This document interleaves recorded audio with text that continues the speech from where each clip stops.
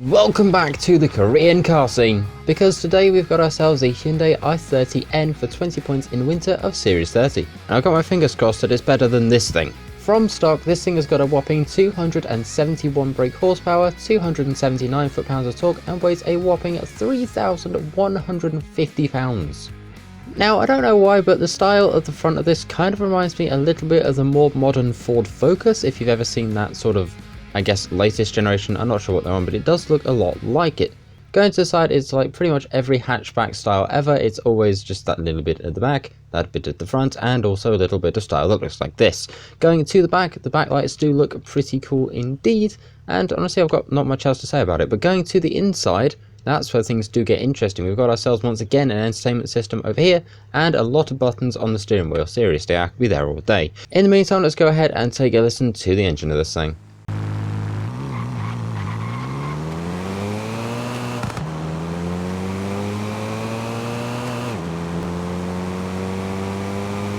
So here we are now over at the upgrade shop. We're going to jump to conversion and over to engine swaps, where sadly we've only got one, which is the 1.6 litre inline 4 turbo rally. You would not believe how many tries that took. As for drivetrain, we can go ahead and make this thing either rear wheel drive or all wheel drive, which we will come back to a bit later on. And as for aero and appearance, it looks like things are about to get very interesting, because we have got ourselves the Maxton Design street front bumper, which we're going to apply. We've also got ourselves a Maxton Design rear wing, or the, oh wow, I did not expect that. We're keeping that. Going to the back, once again, more Maxton Design stuff. There's not really that much difference, but it does give it a little bit of a cool splitter. Going to the side skirts, what do we have? We've got, once again, Maxton Design or Hyundai, which is actually not bad, I'm not gonna lie. And then for the bonnet of the car, we've also got another Hyundai option to go ahead and add in some vents, or a Forza option to go and add in some dots on this thing. All in all, some pretty decent customization. Now, going out to tires and rims, and what do we start out on? We start out on Sport. Okay, we're going to go ahead and upgrade that to some semi-slicks, and we're going to go ahead also and make that thing a little wider at the front, and definitely going to go ahead and make that wider at the back. So I've gone ahead and made this thing into a bit of a B-class build. We're at 3,151 pounds stock horsepower, and it only cost us 24 grand. Or 24,600 if you wish to be specific. So going over to the paint shop now, and unlike last time, we have got nothing in advance, which is a little bit of a shame. But going over to manufacturer colours, we've got ourselves 1, 2, 3, 4, 5, 6 different colours, and of course everyone's favourite tomato ketchup red is back once again.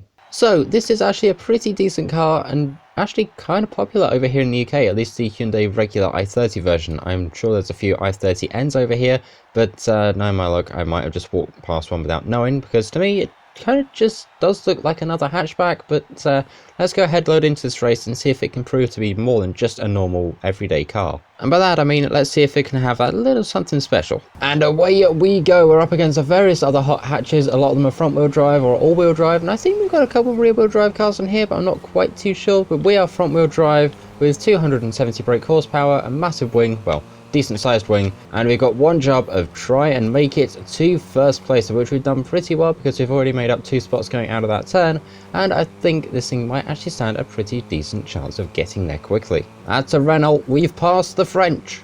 Okay, here we go on the brakes. Let's try and see if we can make it. Oh, excuse me, I've got places to be. There was no voice crack, you heard nothing. Now, a cool thing about the Hyundai i30N is this car is available in the UK, and unlike last week's Lynk & Co, this thing is not on a subscription service. You can go ahead and buy it outright for anywhere from between £26,480 to £29,980 sterling. So it is quite an expensive little motor, but honestly it seems to be doing pretty well so far, because in the entire time that I've been talking to you about the price of this thing, we've ended up in first place, nobody else is back there. So far this thing's proving to be more than just a daily driver. Now, if you've got some fun facts about this thing, go ahead and let me know some of your favourites in the comments of this video. But in the meantime, we're coming up to 93%. We've got a couple more turns to go. Everybody else is still, oh, never mind, they're a lot closer than I thought they were. Okay, no, book it, come on, let's go. The finish line is right there, and across we go.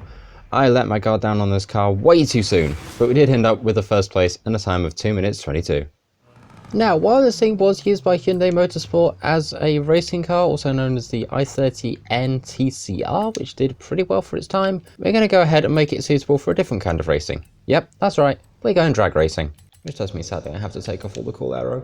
Well, aside from the Forza things at the front, apparently those can stay. So now we go on to drag tyres, and of course we'll go ahead and fully widen up those tyres at the front, and I believe we get to fully widen up the tyres at the back. Nope, we've done that already. Fantastic. Right, let's go ahead and slap on some decent, what are we going to go for? We're going to go with, where is it? There it is, off-road springs and dampers. So after a little bit of an upgrade spree, we're now sat at 2,617 pounds in weight and 668 brake horsepower for a whopping 88,350 credits. And now all I have to do is sit here and tune the thing.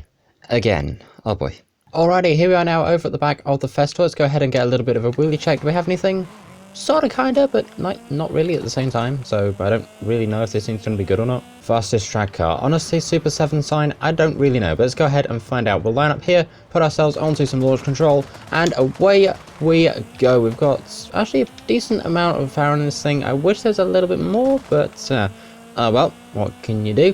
We'll go ahead and see what we get out of this thing with the 668 brake horsepower it does have. See the camera at 167, which is a little bit disappointing, and going off the end of the runway at 180 something.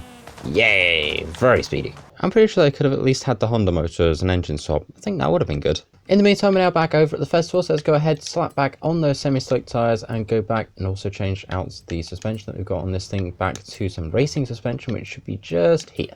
There we go. Much nicer.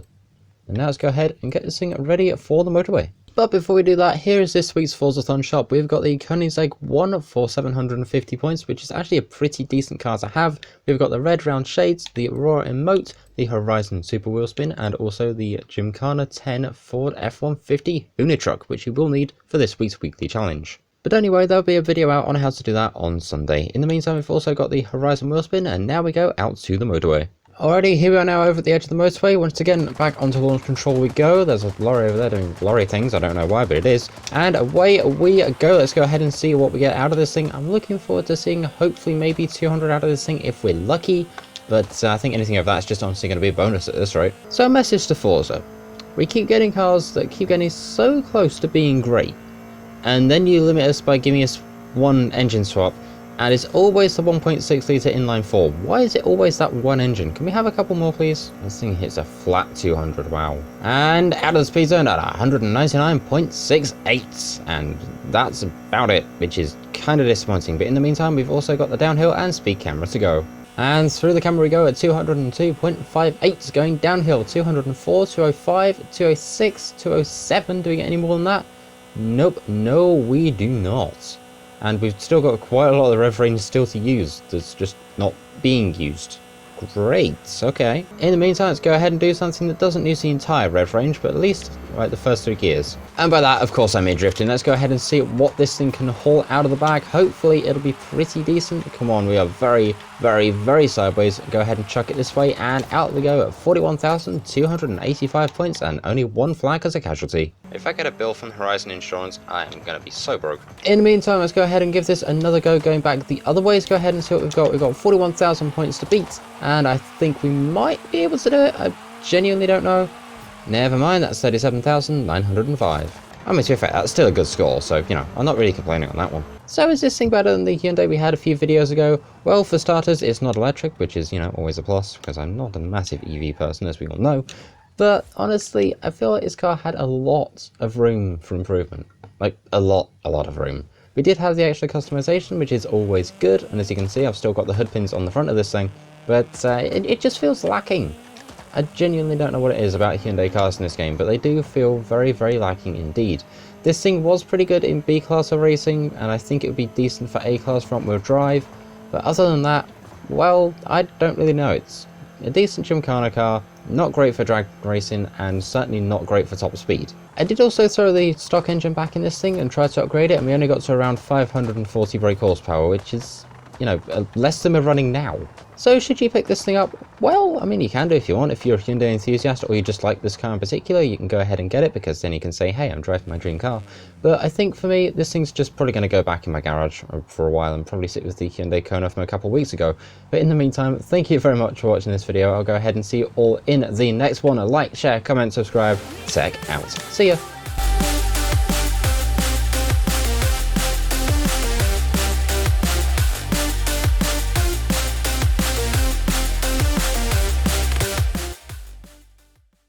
We got so close to greatness with this thing.